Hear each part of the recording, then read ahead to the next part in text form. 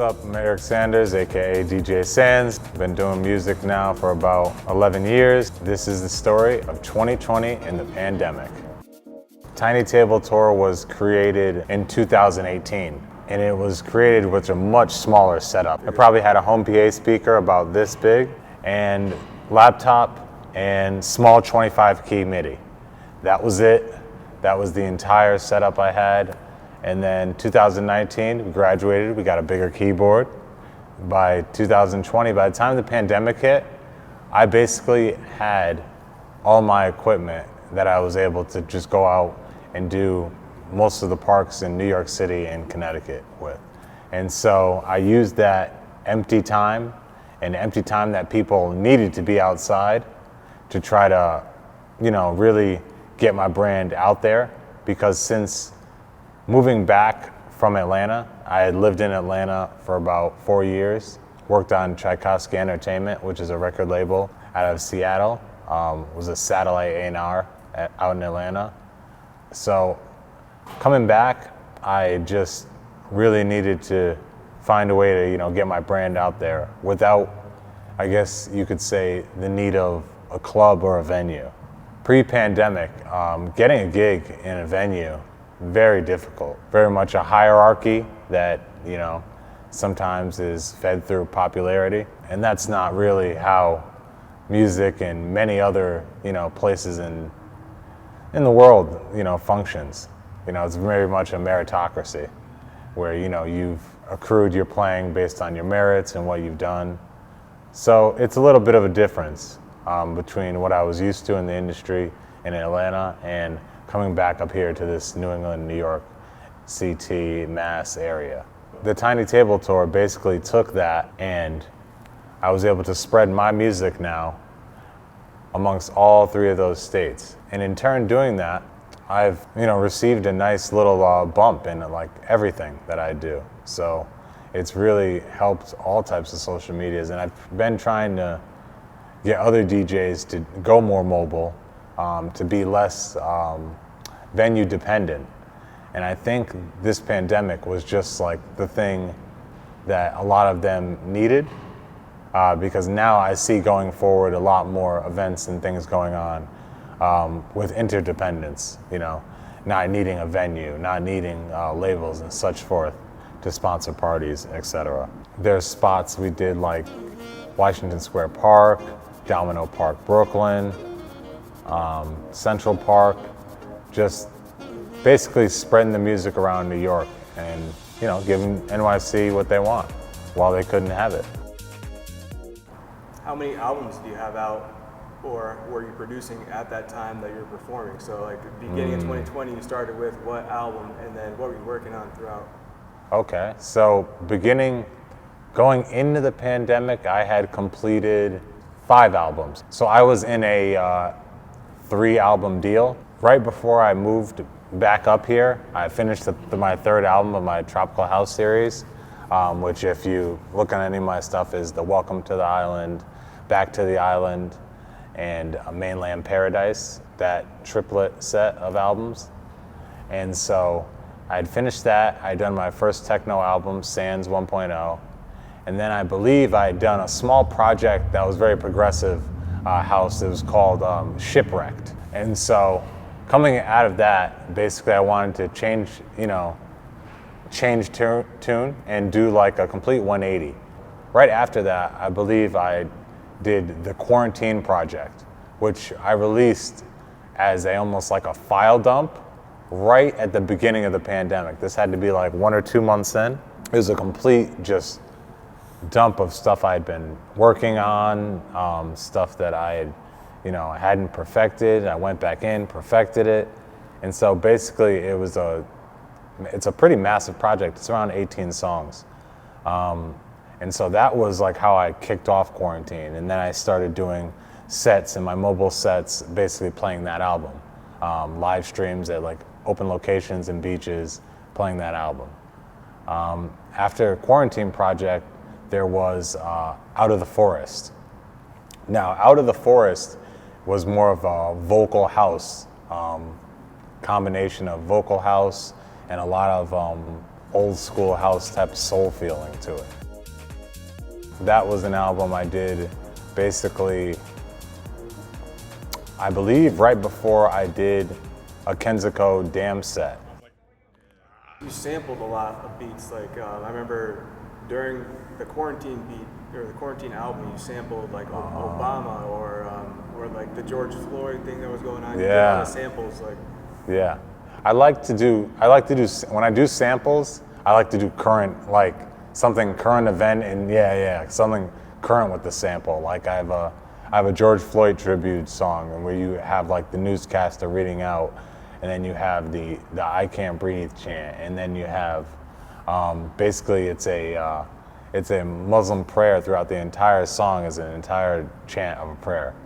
So it's a really nice, mellow, humbling song. I do have a project that I cannot release because of copyright infractions with the Presidential Library, and that is my project Presidential. Obama, Nixon, Bill Clinton, and JFK are all sampled, and I basically made techno songs out of all their speeches and samples. The government's not gonna let me get away with that one. After Out of the Forest, I believe was Sandz 2.0. Yeah, Sandz 2.0. Yeah, Sandz 2.0, which was basically my second techno project. So this was me diving deeper and deeper in more deep techno, some good vocal techno on that project too. I have 4 songs from that stand out from Sandz 2.0. Oh, yeah. You ready? Yes. Right, Tell me what they are. In no specific order, but Great Escape. Oh, wow. All right. Then also Ashes of the Phoenix. Okay. And then London Fog. London Fog. Yo, that's fresh. Wow. Yeah. You know what? It's funny because I've heard a few people say, if you were to ask me my 2 least favorite, like my 2 tracks I think on that project are like the worst, I would say Great Escape and London Fog. Wow. But when I ask people about the album, that's 2 of their favorites. That people always say they love London Fog, and they love Great Escape. Wow. Great job. Yeah. Wow. Mm-hmm. Like for me, my 2 favorite are Wait For Me and In My Feelings. Okay. Those were the projects that you did in 2020, essentially. Yeah. So basically, those 3 projects. And so we went to a bunch of different cities. You did a bunch of different sets and stuff. Yeah. What happened in between that and then going to Atlanta? It's winter. The mobile shows are shut down basically, and at that point, I'm like, oh man, gotta find a show somewhere. So, turns March. It's not warm here. It's still snowing here. But I hear word in Atlanta, it hits 70 degrees. I hear word. From that on point, my friend Ben wants to start his own, party label. Bandit Presents, that's them. And basically, he started off with just me, his friend Mike, and just him. Yeah, the first party. And we just did a quick little rooftop party. It was received like great by his neighbors and like everyone else in like the complex we threw it at. And then that snowballed into the second party where we had Marcus Love from More Love. Shout out More Love, New Orleans. They came through. And so lots of New Orleans influence. It's Ben and his, like a lot of his guys are from NO. Okay, so collaborations in the future? Yeah. Down there? Oh, absolutely. And so we did the first party, second party went great, and now we are going towards our third party, and we're going towards a pool party is what we're doing. Okay. So that's gonna be Memorial Day. Right now I'm actually looking at a venue in Houston. I just got a venue owner's number in Houston. Is what I'm looking at is for like the next thing in the summer.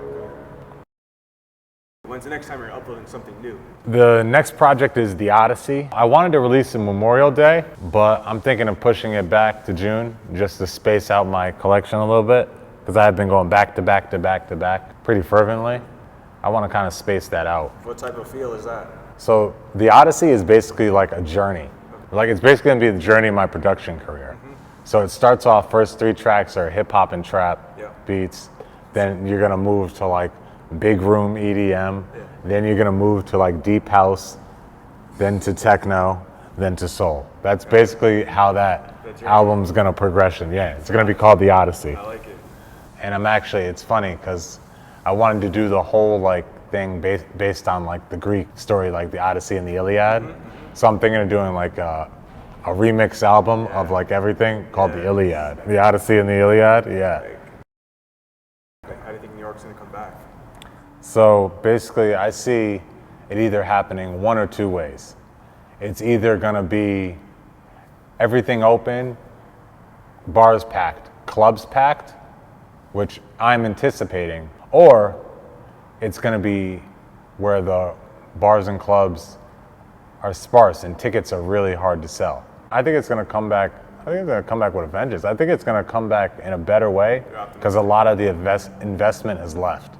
A lot of the big money investors in the club scene after the pandemic, they cut their losses from the pandemic. Right. They weren't gonna stay in and keep losing a year's worth of money, right? So they cut all their losses. So now all these clubs are getting new ownership, but the new ownership is just homegrown, local ownership. It's not someone. Outside. Yeah, it's not outside investment anymore. It's a neighborhood. So yeah, so it's better off. Exactly. So I think events more like, I think open air is going to be a big theme this summer. Plug where people can support you and All right. follow you and subscribe you to whatever. All right, if you guys want to see any of my stuff, you can Google DJ Sandz, or you can look up DJ Sandz on Spotify, YouTube, Apple Music, or TikTok. If you're on there and you want something new to shuffle to, add me on there. I want to leave you with this. Make this summer the one you don't forget, not because everything's open, but because of who you spent the time with when everything was closed.